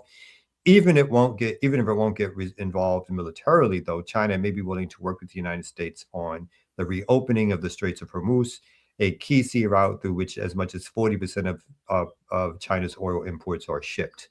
So the two are meeting. They're saying that the war on Iran is one of the major things that's on the table to discuss. Again, with the framing of it, things that China are doing for Iran in terms of satellite images of where military personnel is. There is talk that China has secretly given dual technology, they call it, something that can be used for both civilian use and military use. But the suggestion here is that that China wants an end of the war on one end, but also thinks the U.S.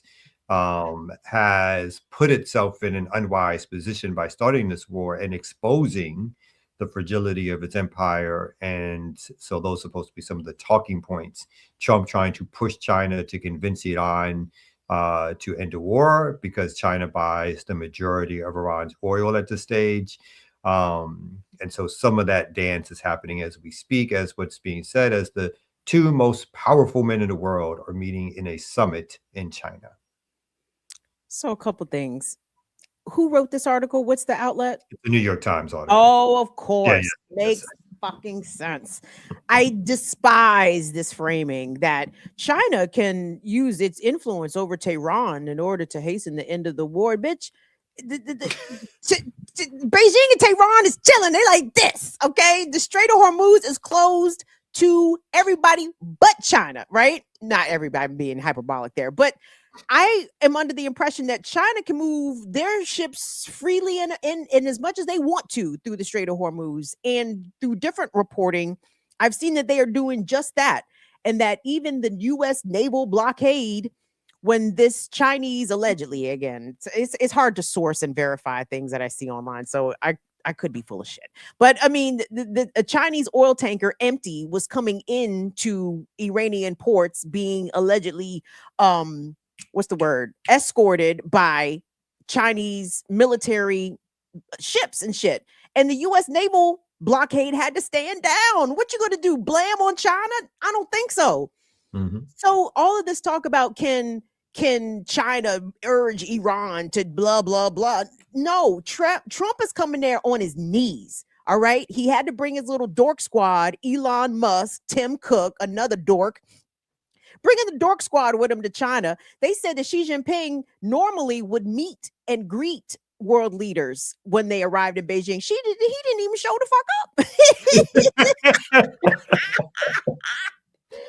He said, they said them niggas are uber black and said, we'll see y'all at the embassy. You know what I'm saying? No problem. Like, come on. Trump is not coming to China in a position of power right now. He's literally coming as a beggar to come and beg. Please, can you please make Iran reopen the shit? Because China's like, the shit ain't closed to us. It's closed to y'all. And can you please buy our farm food? Could you please purchase more shit from our farmers, please? Can you go back to purchasing the stuff that you were buying before, please? Because I've made the economy a shit show, which I'm holding together with tape and glue and bobby pins and all the fucking rest of it. Can you please start buying our products again? And I think you're right. Particularly if China is smart, China would be like, no, let's see. Again, maybe they want a graceful fall. But they certainly don't want the United States to be the dominant empire or hegemon throughout the world anymore. But China does like selling its products in terms of its own economic output to the United States. And so, but China has like already, has like valuable pressure points, not on Iran, but on the United States, as it showed last time when the article referenced. When Trump was putting 150% tariffs and so forth, China said, do you want these rare earth minerals or you don't want these rare earth minerals? Because you ain't got to get them. You ain't got to get them. Keep it up. And what the United States do? It backed the fuck off. You know who the United States will never invade? They will never invade China. Why? China has a nuclear weapon. So all this talk around don't get a nuclear weapon because it's bad and these evil dictators get it. You know who else is not getting invaded? North Korea is not getting invaded by the United States anytime soon, right? So what the world really finds out from these wars is that in order to protect yourself, like you need powerful weapons, you need powerful militaries. And again, in some ways, even though Iran has not been able to defend itself from the skies, it has been able to put up enough of a fight that the United States thought something was going to be a cakewalk, and it's turned out to not to be a cakewalk. And again, I'm one of those folks who think that China and Russia probably could have done a little bit more. But, again, reading various articles online and hearing from people, they've done more than what has been led on in terms of helping to protect Iran. So I agree. It's like China has no interest in seeing Iran capitulate and or fall in this war. China's interest, if it has an interest, even if it's making deals with other nation states in the area, is that, again, Iran has been a bulwark from stopping the expansion of U.S. hegemony completely in the region. And so why would China want that to fall? Or why would China want them to capitulate to the point of view or to the point where they lose everything strategically? China doesn't want that. And so that's going to be an interesting summit when they're setting up a tale that the United States is going to China to try to get them to make Iran cry uncle. Why would China want to do that? Why indeed? And throughout this entire conflict with Iran, the U.S. military has been revealed as wanton, right? As the British, that you have been found wanton because none of our shit works, Kamal. Listen, the missiles and stuff, all the interceptors that the United States and Israel, I mean, reports indicate that the inventory of interceptor missiles is almost done for, finished. They say like 1 out of 3 Tomahawk missiles don't even explode, right? Meanwhile, Iran is fucking up all the U.S. Arab allies with $2,000 drones, right? And all of the so-called U.S. allies in the region are reassessing the value of the relationship with the U.S. in the first fucking place. If Iran was able to let the chopper sing over Saudi, over Kuwait, Bahrain, UAE, everywhere, and what did America do? Nothing. They didn't do a goddamn thing. And China, whatever their ambitions are with Taiwan, and I know a lot of that is propaganda, and I don't fully understand what the relationship is between Taiwan and China, if China wants to recapture it whatsoever. I'm sorry, is the United States going to step in and save Taiwan with what missiles? Nigga, you shot them all at $2,000 drones. Now what? I mean, $1.5 trillion military budget has achieved what, Kamau? And the other amazing part is, like, in terms of the fairy tale in which the lens in which this stuff is told. So somehow, if China gives Iran weapons, China is either evil or it's breaking international law or whatever it is. But somehow the United States gives billions and billions of dollars of weapons to Taiwan every year. And part of the conversation is that China is having with the United States is stop giving them weapons, right? But the United States has been allowed, again, this is the hegemon part of it. Somehow you're allowed to give weapons to an island. Again, the dispute about whether or not Taiwan was ever a part of China, whether it's self-governed or so forth, that's a discussion and dispute between them. But the United States sails ships completely to Taiwan, to give weapons all the damn time. No one argues in mainstream media papers that somehow they should not be allowed to do this, or this makes them some outsider within how the world works. But if someone gives weapons to Iran, that then somehow they are some evil villain.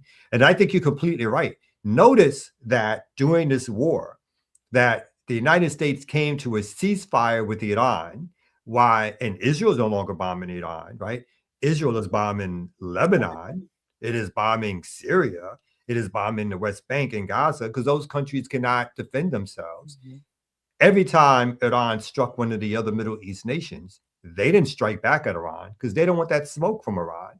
Because whatever Iran's military is in comparison to the United States, much weaker, much smaller, it is still a regional power which knows how to build its military apparatus for those regional wars. And again, has been preparing for the United States invasion of Iran or war in Iran for decades, knowing that sooner or later it would happen. And the strategic impetus for Iran was the Straits of Hormuz would be a something that Iran would go after, knowing that it would that it would affect or impact the larger region and the world economy, right? Where the stupid US was like, oh, they could never seize it. Every other country knew.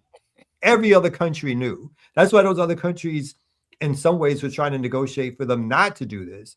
But again, within the DNA of the European white man in America, they think that they could just go in anywhere, anytime, and destroy a country, and that country can't do anything to defend itself. If that country does something, somehow that country is crazy, right? So these other nation states that are close to Iran are trying to negotiate because they don't want that smoke. Even when Iran was working with the Houthis, and the Houthis fired directly on Saudi Arabia's oil industry, no one fired back at Iran. And they're not going to fire back at Iran because they know that the United States is not going to come save them when they're that close to the Iranians, right? So again, Israel has certain military power to fly over, but they were even looking for a ceasefire because, as Kim was saying, the whole missile defense system, sure, it did some things, but they ran out of those defense missiles really fast, right? Which means Iran's $1,000 drones were overmatching billion-dollar technology that the United States and Israel were employing. They wanted that ceasefire, and it's why even now the United States has not, even though it hasn't quote unquote brokered a deal, they've not restarted the war against Iran, at least as of right now. And that's because of what's already taken place. And they may not be able to come out because, reports indicate that now it's starting to be more broadly reported about how much damage U.S. military bases in the Arab countries, in the Gulf countries, have sustained. And what was it, 13 military sites in 7 countries, billions of dollars to repair and get started again. I'm not sure if that may never happen, Kamal. Like, the United States may not be able to replicate its previous military presence in terms of bases and maybe the amount of troops stationed in the region. They may not be able to replicate that, at least not be able to scale that back up anytime soon to, I guess, pre-war levels. But I'm thinking all of these Arab countries also have to be rethinking their relationship with the United States, because, and I know you remember this. So remember when Israel and Palestinian Hamas leadership was trying to negotiate some bullshit, ceasefire or whatever, and they sent their representatives to Qatar, and they were having discussions in Qatar. I can't remember who was the intermediary there. It may have been Qatar themselves. But anyway, Israel fired missiles at Qatar. Do you remember this? Mm-hmm. And Qatar was struck. Now, Qatar has a missile defense system that they purchased from the United States that apparently, once the system recognized that these were Israeli missiles that were incoming, this shit stopped working.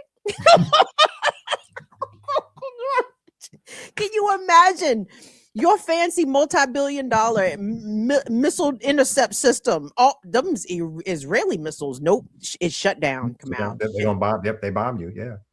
Which again, it shows, and you would think by now, again, these folks are these so-called royal families. They're all about the money. They don't care about their people. They don't care about the land. And again, places like United Arab Emirates and Bahrain, they're not really nation states. They're fiefdoms. Mm-hmm. They don't even really have in fact, in Bahrain, the local population is mostly Shiite, but they keep busing in workers or bringing in workers who are not Shiites, and their so-called royal family or leadership are Sunni Muslims. So they're scared of their local population because it's overwhelmingly Shiite. It's like 80% Shiite, right? So if they did anything, if there was a revolution in Bahrain, imagine what the U.S., what is it, the 9th Fleet or 11th Fleet? Fifth Fleet. Mm-hmm. Fifth Fleet. So imagine if that was to happen. In fact, for me, the strategy of the axis of resistance should be a more localized strategy of, like, before you go after the regional hegemon of the superpower, you need to all these titular heads of these small empires here. That's what needs to fall. Those things need to, and that's totally possible based on the local populations and the ways in which resources are hoarded for these fiefdoms. Because I think you're right. These what has the United States shown to them so far? That it can protect them? No, it hasn't protected them. The United States is not going to enter a ground war, as we've stated earlier, or stated like months ago. The United States is not going to go on the ground in Iran in any real fashion, because it knows it will get chewed up and spit out. Iran is not Afghanistan, and it is not Iraq. And even in those places, the United States could not successfully carry out a ground invasion. And what these nation states have learned over the decades in which the United States has shown its hegemonic interest is that the United States cannot hold territory. They learned that in Vietnam, and now it learned that in Iraq, and it's learned that in Afghanistan. And so the United States can bomb you early, like in the air, but it will not involve itself in a ground invasion. But it can cause damage. And again, over 2,000 Iranians, if not more, have lost their lives because of this stupid war that the United States has imposed on the region. And the type of targets that the United States and Israel don't have any problems unloading on: hospitals, schools, churches, synagogues in Iran. They bombed a fucking synagogue. Why? Because these Jews in Iran was anti-Zionist. Bombed a fucking synagogue.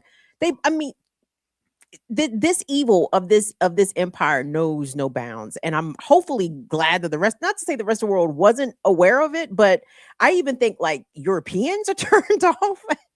at the disgusting nature of how this war has been executed, and then the global economic impacts that everybody is feeling. It's like, wow, Trump is not going to just tank the American economy. He's going to tank the whole fucking world.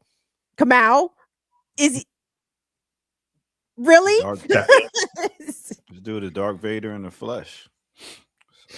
Yeah, because I don't think he's not smart enough to be the emperor, right? I mean, like that could be Netanyahu. Netanyahu is, I dare I say, evil genius. Yeah. So, hey, another Remix Morning Show. It's good to have a crew that started 5 years back on the screen again. That's right, 5 years of the Remix Morning Show, y'all. We came up with a new nickname for you, Kamal. So if you ever hear us call you Chauncey. Ear doctor, like, this nigga look like a Chauncey. Don't he look like a Chauncey, ear doctor? You do look like a Chauncey. Look like a Chauncey. You give it gives Chauncey a little Chauncey bit. energy, yeah. But so anyway, so me and Kim won't be doing a classical breakdown this week, but we'll try to get it back going next week. Had computer problems, so yeah, and I got to leave out here in a second because I got to go DJ another field day at a school. Oh my gosh! So I'll be You out getting there paid for these gigs? Oh, yo, I got a gig for you. Stop playing. Let's talk. Man, I want to come play at the field day. Dog, I just remember how fun field day was. That shit looked like fun to be out there. Kim, aren't you a whole adult out there playing with the kids? Yes, leave me alone. They had a good time yesterday. They had the water balloons out there. They was running around. They had inflatables and all that stuff. Man. Yeah, let's do it. In June, we're going to officially be opening up. I know you're an expert in this. You try and get off. No. I'm willing to ask you what's going on. So okay, so in June, or I think it is June or late May. The flyer is coming out soon. We are finally doing an opening of our aquaponics project, right? Oh, really? So we have a huge aquaponics project here in Atlanta that's at the spot called Create ATL. It's in what are those tankers called again? Those shipping containers. Yeah. So it's in a shipping container. On top of the shipping container, we have a greenhouse. We're growing tilapia, we're growing fresh vegetables, herbs, and the rest of it. And so Ear Doctor is going to DJ that event whenever we get the date right. And we're going to have games for the kids. We're going to have youth out there, free food, drinks. We're going to make it a whole day of celebration. So that's another thing that CNB is doing. So yeah. I like it. Dope. So, like you said before, go ahead to CMB. Where can they donate? .org, donate. You can see all that. When I go to my Gmail, I better see some donations, y'all. I want to see some donations. We need like $10 a month. We need y'all to sign up for $10 a month. Treat us as like part of your taxes, part of your tithes. You know what I'm saying? Give to your organization. It's like national, international in scope. You know what I'm saying? Let's get little tithes going on. Let's get little tithes going on for the organization that supports the community. You need to support that organization. So we can do monthly sustaining contributions to community. You can do $10 a month, $5 a month, $20 a month, $50. Okay. We got some people give us $100 a month. Wow. We need those kind of resources. Yeah, that's what's up. I was going to talk about that tilapia, but all right, Kim, what you got coming up? I had questions, but I was going to shut up. Because I didn't know you could grow tilapia. Like you can. Yes, that's the bad thing about it. That's the bad thing about it. But that's good. Y'all doing some things. Y'all growing things. Feeding people. I love that, Kamal, because niggas about to be real hungry out here. Yeah.